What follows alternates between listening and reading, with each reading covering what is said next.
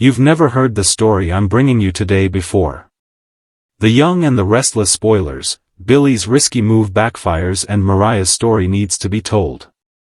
The Young and the Restless spoilers document that Billy Abbott, Jason Thompson, didn't heal his rift with Jill Abbott, Jess Walton. Then, he arrived at the Abbott homestead and saw Victor Newman, Eric Braeden, in the living room. Want more of The Young and the Restless? Get updates on the latest news about The Young and the Restless, straight to your inbox. We use your personal data for interest-based advertising, as outlined in our privacy notice. What is this? Report ad. Viewers know that Victor rarely crosses the Abbott threshold. He considers it the territory of his enemy. But the alliance that Jack Abbott, Peter Bergman, formed with Victor is purposeful. Billy isn't on board but will play along because he still believes Chancellor can be reclaimed somehow. Victor Newman calls for a change in plans. Victor intended to work with Jack, but only as part of a temporary deal. The mustache sees value in Jack's idea of partnering with the intention of knocking Kane Ashby, Billy Flynn, out. Billy's arrival provided Victor with some useful intel. The former head of Chancellor told his brother and the founder of Newman Enterprises, which includes its Chancellor subsidiary, that Jill was in town and met with Kane. What is this? Report ad. Victor Newman calls for a change in plans. Genoa City is never short of surprises, but when Victor Newman decides it's time to change course, everyone stops and pays attention. The man known as the Mustache has spent decades building and defending his empire, Newman Enterprises, and ensuring that his family remains both loyal and protected. But recent tensions, betrayals, and power shifts have led Victor to one conclusion: something needs to change, and it needs to change now. As the family patriarch calls for a new direction, the question that lingers is simple yet powerful: who will stand with Victor, and who will stand against him? The last few weeks have tested Victor's patience like never before.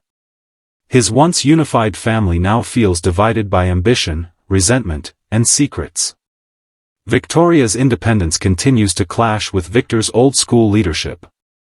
Nick, though grounded, remains hesitant to dive back into the business full-time, and Adam is once again at the center of controversy.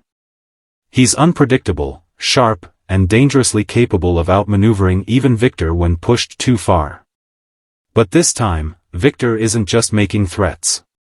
He's calling for a complete change in strategy. Whispers around Newman Enterprises suggest that Victor's latest move isn't just about business. It's personal. Insiders claim Victor's been reviewing every recent betrayal, from Audra's manipulations to Nate's ambitions, and has decided that too many outsiders have gained a foothold in the Newman world. He's planning to cut ties, reclaim control, and restore the company to its purest form: Newman-led, Newman-owned, Newman-driven. However, not everyone agrees with his approach. Victoria, who's been running Newman Media with her usual assertiveness, believes her father's methods are outdated. She argues that the business landscape has changed and that ruthless dominance isn't the way forward anymore. But to Victor, that's exactly what built the empire in the first place. You don't get to rewrite history, Victoria, Victor might say in his signature tone. You protect what's yours, no matter the cost. That line sums up his philosophy perfectly. Yet there's another layer this time. Victor's health and age have made him more reflective. Could it be that he's realizing not all battles can be fought forever? Sources close to the Newman family hint that Victor's recent decisions may be driven not only by anger but by fear. The fear of losing control. The fear of watching his family tear itself apart once he's no longer in charge. That's what makes this change in plans so monumental. It's not just a business shift, it's a legacy adjustment. On the professional side, rumors are swirling that Victor plans to restructure Newman Enterprises entirely. The company's divisions, Newman Media, Newman Finance, and Newman Cosmetics, could be merged under a single board chaired by Victor himself. That would effectively reduce the power of Victoria and Nick, placing Adam closer to the top than anyone expected. And if that happens, chaos is inevitable. Adam, though brilliant, has a track record of self-destruction. His dynamic with Victoria is icy, and the two have rarely seen eye to eye. With Victor potentially backing Adam again, the old rivalry reignites. Victoria, never one to back down, might prepare her own counterattack, possibly seeking allies outside the family. Could she team up with someone unexpected like Billy or even Nate to protect her position? The political chessboard inside Newman Enterprises is being reset, and Victor's the one moving the pieces. But while the corporate side of the Newman saga intensifies, the family side grows just as complicated. Nikki, ever the voice of reason and compassion, has grown weary of the endless power games. She wants peace, at least some semblance of normalcy. But Victor's latest move threatens that peace. Nikki knows her husband too well. When he feels cornered, he strikes harder. And lately, the sense of betrayal around him has only deepened. Her concern isn't just for the company, it's for Victor himself. She's seen the toll this kind of warfare takes. Late nights, phone calls, deals in secret. It's a cycle that's difficult to escape. In a recent scene, Nikki might have been seen pleading with Victor to think twice before he makes another drastic change. But for Victor, the decision is already made. The time for diplomacy is over. This new plan, whatever it is about reclaiming his throne in full. Genoa City's elite can sense the storm brewing. Jack Abbott, Victor's eternal rival, certainly has. Over at Jabot, Jack is rumored to be strategizing, knowing that any Newman shakeup can send ripples through the entire business landscape. Jack's concern isn't only professional, he knows that when Victor's focus narrows, it's only a matter of time before Jabot becomes a target again. Meanwhile, Audra Charles and Nate Hastings find themselves walking a tightrope. Both have tried to carve out space for themselves within the Newman orbit, but Victor's shift threatens to eliminate their foothold entirely. Audra's ambition has always been her greatest strength and weakness. She won't go down without a fight. If she senses that Victor's pushing her out, she could easily flip the script and align herself with someone like Kyle Abbott or Tucker McCall to strike back. And Nate, ever the opportunist, might see this as his cue to make another bold move, perhaps even jumping ship to Chancellor Winters again if the Newman world becomes too volatile. But the real wild card here is Adam. No matter how often he's burned bridges with his family, he always finds a way back into Victor's orbit. This time, Victor's change of plans could hand Adam the very power he's always craved, a seat at the table with full authority. Yet, true to his nature, Adam's biggest obstacle is himself. His internal conflict between seeking redemption and craving dominance is what makes him unpredictable. If Victor grants him this trust, will Adam prove loyal, or will he exploit it for personal gain? Fans can already imagine the tension-filled scene where Victor calls a meeting, his voice calm but his eyes sharp as steel. He lays out his vision: tighter control, loyalty above all, and no more second chances for traitors. The silence in the room would be heavy. Victoria's defiant gaze.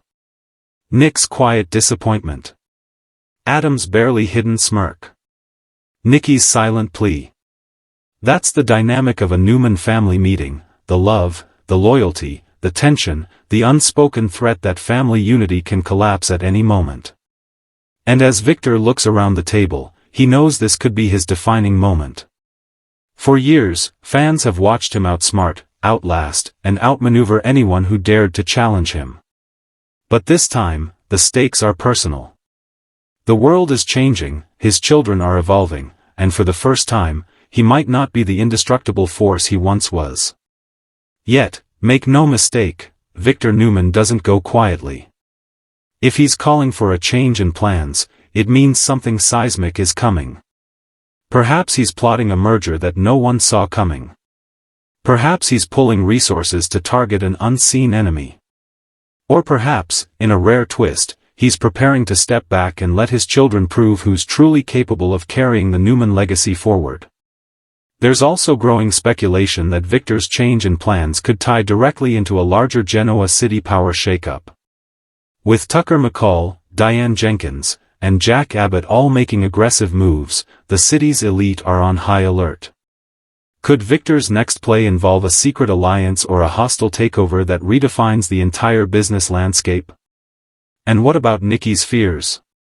Could his determination to control everything once again lead him down a path that jeopardizes his health or marriage? After all, Nicky has endured this battle many times. She knows the emotional cost of Victor's empire building, and this time, she may not be willing to go along quietly. There's an emotional undercurrent in this storyline that longtime fans will feel deeply. Victor isn't just fighting for power, he's fighting to remind everyone who he is. To him, control equals stability, and stability means family. But in his quest to protect that, he often ends up pushing the very people he loves the most away. It's the tragic irony of Victor Newman's life. Every empire he builds comes with emotional collateral damage. And while Genoa City admires his strength, those closest to him often suffer under the weight of it. As the weeks ahead unfold, expect this change in plans to ripple through every corner of the Newman dynasty. Boardroom power plays, family betrayals, unexpected alliances, and emotional confrontations are all on the horizon. This isn't just another business move, it's a reckoning. Victor Newman is rewriting the rules, and when he does, nothing stays the same for long. Fans should brace for explosive confrontations, long-buried secrets being unearthed, and maybe even a shocking twist that could redefine the Newman legacy forever. Because when Victor Newman calls for a change in plans, it's never just about business, it's about power, pride, and the enduring will of a man who refuses to be outdone by anyone, even fate itself. Braeden's character now says that they need to divide and conquer. Billy sees through Victor's facade, but Jack is willing to believe that his rival will go along to reach their endgame. Jack doesn't realize that Victor wants to not only crush Kane but also would like to topple Jabot in one fell swoop, as the Dark Knight termed it. Billy Abbott won't knowingly help Kane Ashby. Billy lacks self-discipline. Victor refers to him as Billy Boy because of his penchant for repeated reckless behavior. It was telling that Kane picked up on Victor's condescending nickname. He called his quasi-brother Billy Boy as a jab. Jill was very upset that she couldn't reconcile with Billy, seeing that he was on another dark road. But she bonded with Kane, realizing that he feels lost. Viewers must wonder if, on some level, Kane might be playing Jill, or if he's not, will lash out despite whatever wise advice she offers. As for Victor, Billy won't help Kane. But he could let a portion of Jack and Victor's plans slip during another heated exchange. Kane has proven that he can push many people's buttons to extract information. Billy Abbott won't knowingly help Kane Ashby in the high-stakes world of Genoa City. Alliances are everything, but trust is fragile, and betrayal can come wrapped in charm. The latest tension bubbling to the surface has fans buzzing. Billy Abbott and Kane Ashby, two men with a long and complicated history, are once again circling each other with suspicion and hidden agendas. While they've both grown, evolved, and tried to move on from past mistakes, one thing hasn't changed: Billy Abbott will never knowingly help Kane Ashby, no matter what the situation looks like on the surface. This feud runs deep, rooted in old wounds that never truly healed. The Abbott family's name has always been tied to business, ambition, and legacy, while Kane has spent years trying to prove that he belongs among Genoa City's elite. Once, they were even family through Jill Abbott's complicated ties, but that connection didn't smooth things over, it made them rivals on a personal and professional level. Now, rumors swirl that Kane is back in town, armed with a plan that could shake the corporate foundation of Jabot and Chancellor Winters alike. And once again, he needs help. The problem? The one person standing in his way is Billy Abbott. Billy's life is already complicated. Between managing his role at Chancellor Winters and trying to keep the Abbott family legacy intact, he doesn't have time for games. But Kane's reappearance puts him in an impossible position. Kane's smooth-talking charm and persuasive nature can convince almost anyone to see things his way, except Billy. There's history here, and it's messy. Longtime fans remember the chaos of their earlier years, the fights, the lies, and the constant struggle for control at Chancellor. Kane's scandals nearly took Billy down before, and Billy hasn't forgotten it. The tension between them isn't just about business, it's about betrayal, pride, and a stubborn refusal to forgive. The whispers around Genoa City suggest that Kane's sudden return is linked to a corporate opportunity involving a new venture that could threaten Jabot's standing. Kane, ever the opportunist, might be looking for a partner who can give his project credibility, and what better name to align with than Abbott? But here's where the twist comes in. Kane might be trying to draw Billy into a deal without him even realizing it. Maybe through intermediaries, third-party investors, or disguised business fronts, Kane could be setting a trap designed to make it look like Billy's helping him. But Billy Abbott won't knowingly help Kane Ashby. If he finds out he's being used, it won't end quietly. Billy's temper and moral code may fluctuate, but when it comes to Kane, the gloves always come off. The rivalry between them goes back years, fueled by jealousy, competition, and the constant battle for respect. Billy's charm is laced with impulsiveness, while Kane's smooth composure hides a manipulative streak. These two are opposites in nearly every way, and that's what makes their dynamic so explosive. While Kane's name has been tied to redemption lately, there's still a lingering question: can anyone in Genoa City truly trust him? He's been caught lying more times than anyone can count, and while he's tried to turn things around, his motives are rarely pure. Meanwhile, Billy's struggled with his own demons, gambling, bad decisions, and emotional chaos, but lately, he's been trying to walk the straight and narrow. That's exactly why Kane's presence feels like a threat.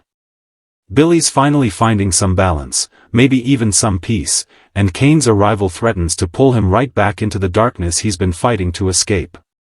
There's a strong emotional undercurrent in this story. Billy has always been haunted by a need to prove himself, especially to Jack and to the world that often sees him as the reckless Abbott. Kane, on the other hand, has lived his life trying to prove he deserves the power and privilege that others were born into. Their rivalry, in many ways, reflects that shared insecurity. Each sees in the other the flaws they despise in themselves. And that's what makes this clash inevitable. Behind the scenes, Jill Abbott finds herself caught in the middle once again. Jill has always had a soft spot for Kane, sometimes to the frustration of her sons. She sees his potential, his business instincts, and maybe even his loneliness. But when it comes to Billy, her loyalty runs deep too.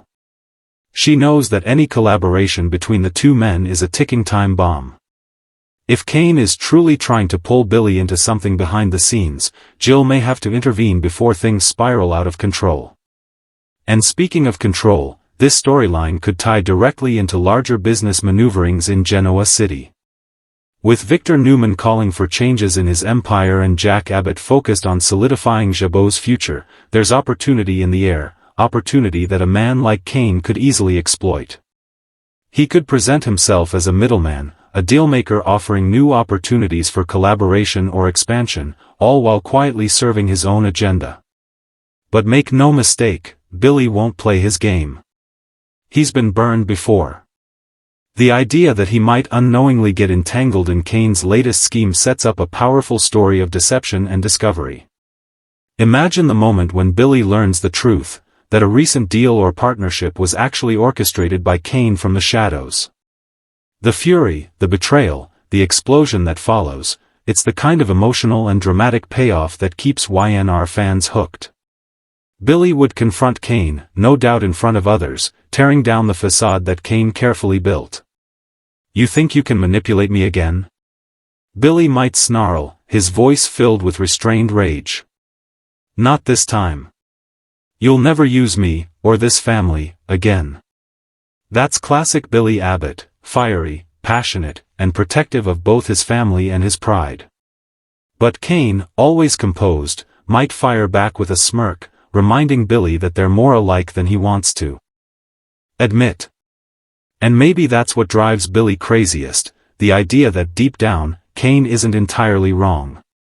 Both men are survivors of their own worst instincts. Yet, while Billy strives to make amends, Kane often takes the easy route, using manipulation and charm to get what he wants. That's the difference, and that's why Billy won't knowingly help him. The emotional stakes rise even higher when Lily Winters enters the picture. Lily and Kane's history is long, passionate, and painful. She knows him better than anyone, and while she's moved on, part of her will always care about what happens to him. If Kane drags Billy into a scheme that affects Chancellor Winters, Lily won't stand by silently. She'll step in, and her presence could change everything. Imagine Lily confronting Kane, her voice trembling with disappointment. "You said you changed, Kane. But you're still trying to manipulate people to get what you want." That line would cut deep, especially coming from the one person whose forgiveness Kane has always wanted. Meanwhile, Billy's connection to Lily remains tender yet complicated. The idea that Kane's actions could once again drive a wedge between them adds another emotional layer. Billy might feel protective of Lily, determined not to let Kane pull her, or anyone else, into his mess. The entire situation becomes a collision of past mistakes, present choices, and future consequences. Kane's need for redemption versus Billy's need for control. Jill's maternal instincts versus her business pragmatism. Lily's compassion versus her caution. Every thread ties into the same theme, trust and betrayal in a world where both are currency. As the weeks unfold, viewers can expect the drama to intensify. Kane's motives will slowly come to light, revealing whether his actions are truly malicious or just misunderstood. Maybe he believes that working through intermediaries is the only way to get Billy on board because he knows Billy would never agree otherwise. Maybe, deep down, Kane thinks this new project could actually benefit everyone involved. But intentions don't erase deception, and once the truth comes out, there will be fallout. Billy will feel humiliated and furious. Jill will feel torn between two people she's tried to guide for years. Lily will question whether Kane will ever truly learn from his past. And Kane himself will face a choice: double down on manipulation or finally own his mistakes. Genoa City has seen its fair share of rivalries, but few have the tension and layered history of Billy Abbott versus Kane Ashby. This isn't just about business or pride, it's about identity, legacy, and redemption. Billy's declaration that he won't knowingly help Kane isn't just defiance, it's a promise. It's him drawing a line in the sand, one that says he's done being the fool in someone else's story. He's ready to write his own ending. And yet, if history has taught us anything, it's that in Genoa City, lines are made to be crossed. Maybe Kane will find a way to exploit Billy's trust again. Maybe Billy's temper will lead him to make a decision that backfires. Or maybe, just maybe, these two men will realize that they're stronger when they stop fighting each other and start fighting the system that pits them against one another. But for now, the feud reignites, the stakes are high, and the tension is electric. Billy Abbott won't knowingly help Kane Ashby, but that doesn't mean he won't get caught up in his orbit once again. Because in Genoa City, the past always finds a way to come back, and the battle between these two rivals is far from over. Mariah Copeland's stretched Halloween story. This storyline began months ago and has only been seen in half-baked snippets. The gist is that Mariah was drinking while out of state on a business trip for Cassidy first and met a much older man. What is this? Report ad. Mariah said that the man reminded her of Ian Ward, Ray Wise, and provoked repressed rage. That led to her flashback with this man, portrayed by daytime veteran Michael Swan and his as-yet unnamed character. It's only a few weeks from Halloween now. So, it wouldn't be surprising to see this story stretched until then, with a horror reveal hopefully happening by month's end. This site is a leading source for everything linked to the young and the restless. Mariah Copeland's stretched Halloween story. Halloween in Genoa City is always filled with surprises, secrets, and a touch of mischief, but this year, Mariah Copeland finds herself at the center of an eerie and emotional whirlwind that no one could have predicted. What began as an innocent holiday celebration turns into something much more personal and unsettling, stretching Mariah's strength, patience, and heart in ways she never expected. As the leaves fall and the pumpkins light up Chancellor Park, Mariah's world begins to feel less like a fun seasonal escape and more like a haunting reflection of her deepest fears and unresolved past. The heart of Mariah's story this Halloween isn't about ghosts or costumes, it's about identity, motherhood, and the delicate balance between love and loss. Ever since she and Tessa Porter became mothers to baby Aria, Mariah's life has revolved around family. The joy of being a mom has filled her heart, but it's also brought back haunting memories of her own difficult upbringing and her complicated relationship with her late mother, Sharon's twin, Cassie. Halloween, for Mariah, has always carried a strange weight. The costumes, masks, and hidden faces all serve as painful reminders of the secrets that once defined her life. Growing up as Sharon's daughter's look-alike doppelganger, a child raised in deceit by Ian Ward, left emotional scars that never fully faded. This year, as the town prepares for trick-or-treating and charity events, those old wounds start to resurface. At first, everything seems festive enough. Mariah and Tessa decorate their apartment with cobwebs and pumpkins, and even Sharon gets into the holiday spirit at Crimson Lights, hosting a costume fundraiser for the local children's hospital. Genoa City sparkles with orange lights, laughter, and community spirit. But underneath the fun, something in Mariah begins to unravel. A strange sense of déjà vu creeps in. It starts small, a flickering light in Aria's room, a mysterious gift left at their doorstep, and whispers of someone watching. At first, Mariah dismisses it as stress or sleep deprivation. She and Tessa have been balancing work, motherhood, and the unpredictable nature of parenthood, after all. But as the days go on, the odd occurrences become impossible to ignore. A note appears, scrawled in handwriting Mariah doesn't recognize. It reads, "You can't hide from the truth." At first, she's terrified. Is it a threat? A prank? Or something else entirely? Her mind races through possibilities. Could it be someone from her past, someone connected to the darker days when she was under Ian Ward's control? Or maybe it's someone who knows about her complex history with Sharon and Cassie, someone trying to exploit her pain for attention. As she tries to keep calm, Mariah begins to notice subtle changes in her surroundings. Her reflection in the mirror feels foreign. The sounds in the hallway seem louder. And when she looks at old photos of herself and Cassie, she starts to feel as if the line between them is blurring. It's as though the ghost of Cassie, the twin sister she never knew, has returned, not to haunt her, but to force her to confront something she's buried deep. Tessa notices Mariah's tension immediately. Their bond, one of the strongest relationships in Genoa City, begins to strain under the weight of Mariah's growing anxiety. Tessa tries to reassure her, reminding her that the past is behind them, that they're safe now, that their life is filled with love and light. But Mariah can't shake the feeling that this Halloween is different. It's like something's trying to tell me something, she confides to Sharon one afternoon at Crimson Lights. Sharon, always empathetic, listens carefully. She knows her daughter has been through trauma, and she senses that this isn't just about Halloween stress. Sharon encourages her to face whatever's haunting her instead of running from it. But as night falls, things take a chilling turn. During the Halloween festival at Chancellor Park, Mariah, dressed as a Gothic princess, momentarily loses sight of Tessa and baby Aria in the crowd. Panic consumes her. For a few terrifying moments, it's as if history is repeating itself, the fear of losing another child, another part of herself, consumes her whole. When she finally finds them, safe and smiling by the popcorn stand, the relief is overwhelming, but so is the realization that her anxiety has reached its peak. Later that night, as Mariah puts Aria to sleep, she notices something glinting in the moonlight near the window. It's an old photo, one of Cassie as a teenager, smiling in her costume from a long ago Halloween. On the back, in faint handwriting, are the words, "We're not so different after all."